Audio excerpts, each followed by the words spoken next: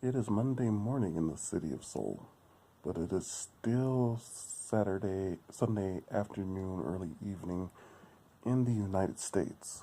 So, just a recap of the major story of the week, which naturally is the Korean summit, the indications of more cooperation in things going forward from this point on for both North and South Korea.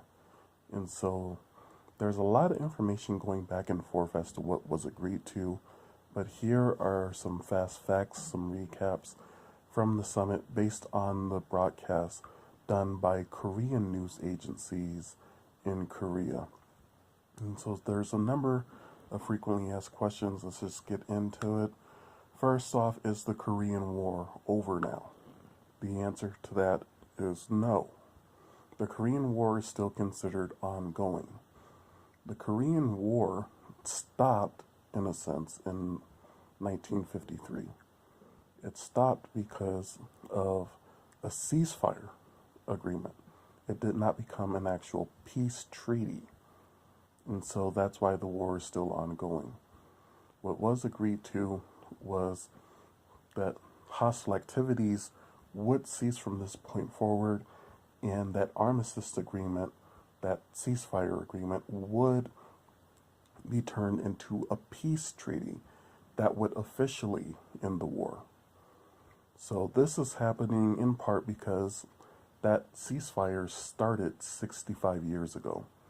So it can be very symbolic that on the 65th anniversary of the Korean War coming to a ceasefire agreement, that an official agreement to end the war totally would take place.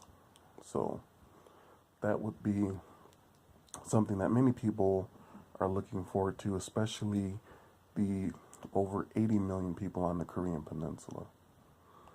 Another question that was asked was President Moon when he met with Chairman Kim. For those that don't know, Kim Jong-un is considered Chairman Kim. So that's why he was constantly referred to as Chairman Kim in the Korean broadcast of the Korean summit. But when Chairman Kim stepped over and shook hands with President Moon was then led over the boundary line into North Korea, where some pictures were taken before both men went back over onto the southern side of the border. And some people wonder why that is. According to Korean media reports, when shaking hands, President Moon remarked that he was wondering when he would be able to step over the border and go into North Korea. At which point Chairman Kim said to him, "Why not now?" and then took him by the hand and led him over the border. So that way, President Moon symbolically did step over the border.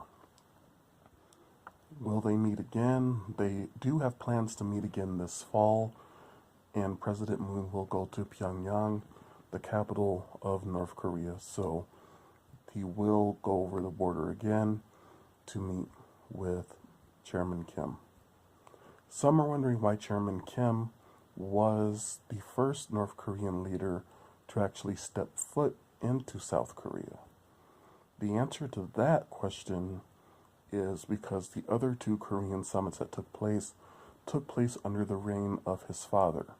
There were no summits during the reign of his grandfather, Kim Il-sung. When Kim Jong-il was the leader of North Korea, the North Korean chairman, he feared for his safety greatly, and because of that, he refused to attend any summit that took place outside of the North Korean border. That's why the previous summits took place in North Korea. So it was a big deal that Kim Jong-un was willing not only to come to the border, but to step across and to go into South Korea and go from there. While it was seen later that his wife was brought in for the dinner, some are wondering who was the woman in a gray suit that was accompanying Kim Jong-un. That was his younger sister, believed to be the last child of his father, Kim Jong-il. She is believed to have been raised in a similar manner as Kim Jong-un, being raised going to school in Europe but then coming back to North Korea, and was said to be very favored by her father. It's felt that the fact that she was so prominently seen throughout this process was an indication of how important and high ranking she is in North Korea.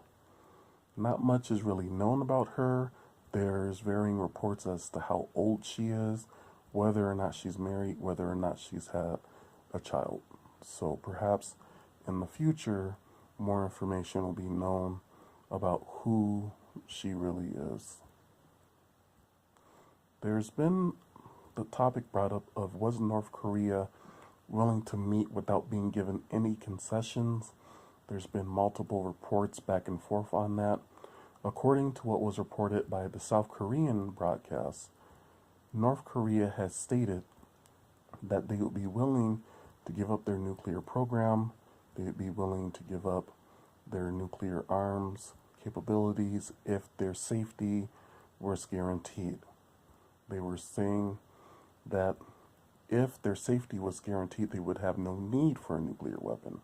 Therefore, it's more likely that there were some concessions made to North Korea and promises made that they would be safe and free from attack if they did denuclearize. So those types of agreements probably will not be made public and will not be made known, but more than likely there were a number of concessions given to North Korea before the summit, and of course they gave their word that they would start denuclearizing the Korean Peninsula, and there were terms about South Korea and North Korea doing more to meet more frequently, for the leaders to talk more, and also for more cooperation, although a lot of hard, firm details were not given. The question was also brought up as to whether or not North and South Korea could determine that the war is over by themselves. And some people feel that the answer to that is no, because they feel the United States would need to be involved in officially ending the war, and perhaps China as well. However, as brought out by the Korean broadcast, both North and South Korea are considered to be sovereign nations, members of the United Nations, and as such, according to international law, they do have the legal right to negotiate any treaty they want with each other, including a peace treaty to officially end the Korean War, and do not need the permission of other governments or outside entities in order for that to happen. What will be the future of the United States going forward on the Korean Peninsula? It's really not known. However, with Chairman Kim talking much about Korea becoming one, Koreans having the same blood and needing to be bonded together, it would seem that there would not be much or any need for the U.S. military presence on the Korean Peninsula if the two Koreas do come together peacefully. And if the end of the war does need to be negotiated internationally, that may be something that comes up very soon. And the final question that we will go over is, why was this so significant? Obviously, the ending of one of the longest wars on the earth would definitely be significant in and of itself, but this was also significant because the two leaders, Chairman Kim and President Moon, got to sit down, as shown in the afternoon part of the summit, got to sit down face to face, have about a 30-minute talk. And because both men are Korean and speak Korean, there was no need for a translator, so nothing was lost in translation. Each side got to say their points and were easily understood by the other. The other thing that was brought out during the Korean broadcast is that constitutionally, Chairman Kim is not recognized as a world leader. This is because, according to the broadcast, the Korean Constitution recognizes the entire Korean Peninsula as being its territory. Therefore, Chairman Kim would not be recognized as a leader. However, for him to be given the welcome he was given, for him to be invited to a state dinner and to bring his wife along, shows that there is recognition of him as a leader in the international community and to South Korea as well. Something that legally should not have happened, but definitely did happen, and hopefully will bring about positive results. Also, if you're wondering the difference between the DPRK and the ROK, South Korea is officially the Republic of Korea. It is North Korea that is the Democratic People's Republic of Korea. So hopefully that helps you decipher which one is which, and hopefully these answers to these questions will help you when it comes to figuring out what actually happened, what's actually been agreed to, and what may happen going forward. As said by both men, they will meet this fall in North Korea. There will be meetings between family members that are on both sides of the borders that were separated because of the war, and there will be more frequent communications between President Moon and Chairman Kim. We may not know exactly when these communications take place or what they're about. However, it is expected that they will happen a lot more frequently now that the two men have met and now that the two men have come to some sort of agreement. So keep posted for more information.